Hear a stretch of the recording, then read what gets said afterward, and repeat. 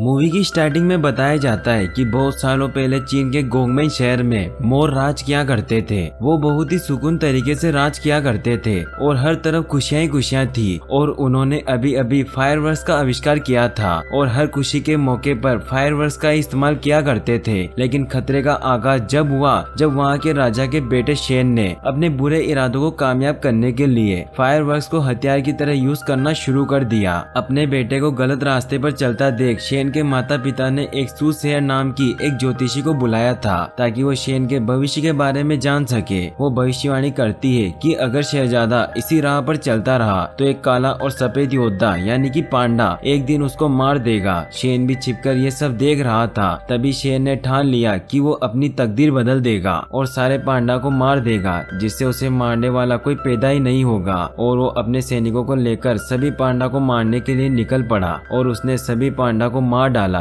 फिर वो वापस खुशी खुशी वापस लौटा, लेकिन इस बुरे काम की वजह से उसे हमेशा के लिए शहर से बाहर निकाल दिया। लेकिन शेन ने तभी ठान लिया कि वो वापस जरूर लौटेगा और पूरा चीन उसके कदमों में झुकेगा। फिर दिखाया जाता है शेन अभी एक बहुत ही खतरनाक हथियार बना रहा होता है और इसीलिए वो अपने सैनिकों को मेटल ढूंढ के लाने को कहता है। सीन तभी पो पर शिफ्ट होता है जो ड्रैगन योद्धा बनने के बाद जाबाज 5 के साथ बहुत मजे कर रहा होता है। फिर मास्टर शिपू उसे बुलाते हैं और कुंग-फू के फाइनल स्टेज का बताते हैं जो है अंदरूनी शांति को हासिल करना। शिपू बताते हैं कि उन्होंने भी कई सालों ध्यान लगाकर अंदरूनी शांति को हासिल किया है और तुम्हें भी अंदरूनी शांति हासिल करनी होगी। फिर दिखाया जाता है कि घाटी पर शेन के सैनिकों ने हमला कर दिया है और वो वहाँ से सारा मेटल चुरा रहे हैं ताकि इसकी मदद से शेन अपना हथियार बना सके। तभी वहाँ पो और जाबाज 5 भी पहुँच जाते हैं और उन्हें रोकने लगते हैं। इनके बीच कमाल की फाइट होती है। एक वुल्फ से लड़ते हुए पो उसके हाथ पर बना एक चिन्ह देखता है जिससे उसे फ्लैशबैक आने लगते हैं और उसे अपनी मदर दिखाई देती है, जिससे उसका ध्यान फाइट से हट जाता है और वो वुल्फ उसे बहुत मारता है और वो सारा मेटल लेकर वहाँ से चले जाते हैं। वो उस फ्लैशबैक को लेकर परेशान हो जाता है। इसी बात का पता लगाने के लिए वो अपने डैड के पास जाता है और उनसे पूछता है कि मैं यहाँ कैसे आया। तो पो के फादर उसे बताते हैं कि कई सालों पहले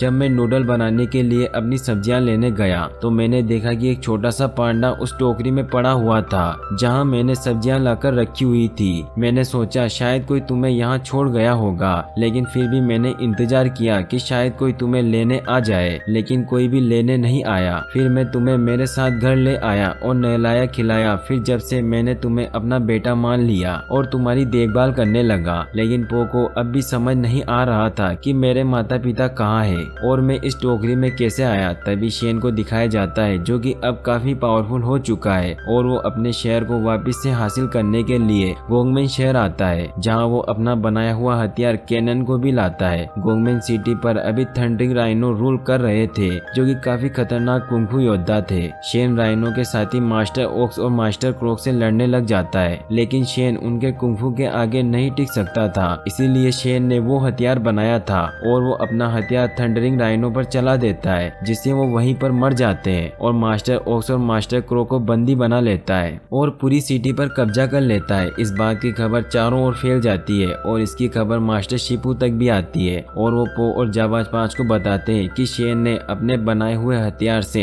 मास्टर थंडरिंग राइनो को मार दिया है और अब वो पूरे चीन के कुंग-फू मास्टर्स को मारकर चीन पर हुकूमत करना चाहता है। इसीलिए अगर शेन को नहीं रोका गया तो इससे कुंग-फू का अंत हो जाएगा। शिपू पो को कहते हैं कि अगर तुमने अंदरूनी शांति हासिल कर ली तो तुम किसी का भी सामना कर सकते हो। पो और जाबाज 5 गोंगमेन सिटी की तरफ निकलते हैं। रास्ते में पो अंदरूनी शांति पाने के लिए बहुत ध्यान लगाने की कोशिश करता है, लेकिन ऐसा नहीं कर पाता। तभी वहाँ टाइग्रेस आती है और पो उसे बताता है कि पिंग उसके असली फादर नहीं है। तभी वहाँ बाकी सब भी आ जाते हैं। टाइग्रेस देखती है कि वो गोंगमेन सिटी पहुँच गए हैं। फिर शेन को दिखाया जाता है जो वापस से सूसेयर को बुलाता है। सूसेयर वही होती है जिसने कई सालों पहले शेन का भविष्य बताया था। शेन सूसेयर से कहता है कि तुम वापस से मेरा भविष्य बताओ, मगर सूसेयर वापस से वही बताती है कि जल्दी एक पांडा आएगा और तुम्हें खत्म कर देगा। तो वो कहता है कि ये नामुमकिन है क्योंकि मैंने बहुत साल पहले सारे पांडा को मार दिया था। तभी वहाँ एक सैनिक आता है और उसे बताता है कि मैंने एक पांडा को देखा। शेन ये सुनते ही डर जाता है और तुरंत उसे ढूंढकर पकड़कर लाने का आदेश देता है। वहीं दूसरी तरफ पो और जाबाज 5 सबसे बचते हुए उस जेल तक पहुँच जाते हैं जहाँ मास्टर ओक्स और मास्टर क्रो को कैद कर रखा होता है। वो उनसे कहता है कि हम मिलकर गोंगमेन शहर को बचा सकते हैं, लेकिन वो मानने को तैयार ही नहीं थे क्योंकि उन्हें लगता था कि जो हाल थंडरिंग राइनो का हुआ है वही हमारा होगा, क्योंकि राइनो की मौत की वजह से उन्हें ऐसा लगता है कि उस हथियार से कोई भी नहीं जीत पाएगा। तभी वहाँ पर शेन के सैनिक आ जाते हैं और उन सबको पकड़ लेते हैं और उन्हें शेन के पास ले जाया जाता है। पो को बंधा हुआ देखकर शेन बहुत खुश हो जाता है और वो उन सभी को अपनी कैनन से मारने के ऑर्डर्स देता है, लेकिन तभी वाइपर अपनी पूंछ से टाइग्रेस की हथकड़ी खोल देती है और वो सब आजाद हो जाते हैं और मेंटिस उस कैनन को जलने से रोक देता है और वो सभी मिलकर उस कैनन को डिस्ट्रॉय कर देते हैं और पो शेन को मारने लगता है कि तभी उसे मोर के पंख पर वही निशान दिखता है, जिससे उसे वापस से वही फ्लैशबैक आने लग जाते हैं, जिससे मौके का फायदा उठाकर शेन वहाँ से भाग जाता है और वो वहाँ से भागकर उस महल पर हमला कर देता है। तो फिर पो और सबको पता चलता है कि उसके पास बहुत सारे हथियार हैं। शेन अपने हथियार की मदद से पूरा महल ही तबाह कर देता है, लेकिन पो और जाबाज 5 किसी तरह वहाँ से बच जाते हैं और गोंगमेन सिटी की जेल में आ जाते हैं। शेन ये देख कि पांडा बच गया, वो बहुत गुस्सा होता है और वो चीन पर हमला करने के लिए सभी वुल्फ को अपने हथियार शिप में लोड करने को कहता है। वहीं दूसरी तरफ टाइग्रेस और बाकी सब पो से पूछते हैं कि तुमने शेन को क्यों जाने दिया। तो पो बताता है कि मैंने जब उसके पंख पर वो निशान देखा तो मुझे याद आया कि जब मैंने आखिरी बार अपने माता पिता को देखा था तब वो मोर वही था। टाइग्रेस उसे शेन के पास जाने से मना करती है और वहीं रुकने को कहती है क्योंकि वो नहीं चाहती कि शेन आखिरी पांडा यानी कि पो को मार दे। फिर पांचों शेन के हथियार को तबाह करने के लिए निकल जाते हैं, लेकिन पो फिर भी उसकी बात नहीं मानता और शेन से उस सवाल का जवाब जानने के लिए उसके पास पहुंच जाता है। जाबाज 5 और पो सभी से लड़ रहे होते हैं, तभी पो के सामने शेन आता है। पो शेन से पूछता है कि तुमने क्या किया मेरे माता पिता के साथ। तो शेन उसे झूठ बताता है कि तुम्हारे माता पिता तुम्हें नहीं चाहते थे, इसलिए उन्होंने तुम्हें छोड़ दिया। इतना कह के वो वहाँ पड़े उस कैनन से उस पर अटैक कर देता है, जिससे वो दूर जाकर एक नदी में गिर जाता है। अब पो बहुत ही घायल हो जाता है और वो बहता बहता सूसेयर के पास पहुंच जाता है। सूसेयर उसे अपने साथ एक गांव में लेकर जाती है और उसका इलाज करती है, जिससे वो ठीक हो जाता है। वो पो को बताती है कि ये तुम्हारा असली गांव है और यही तुम्हारा जन्म हुआ था और कैसे शेन ने इस गांव पर अटैक कर दिया और सभी को मारने लगा। पो को भी सब बातें याद आने लग जाती है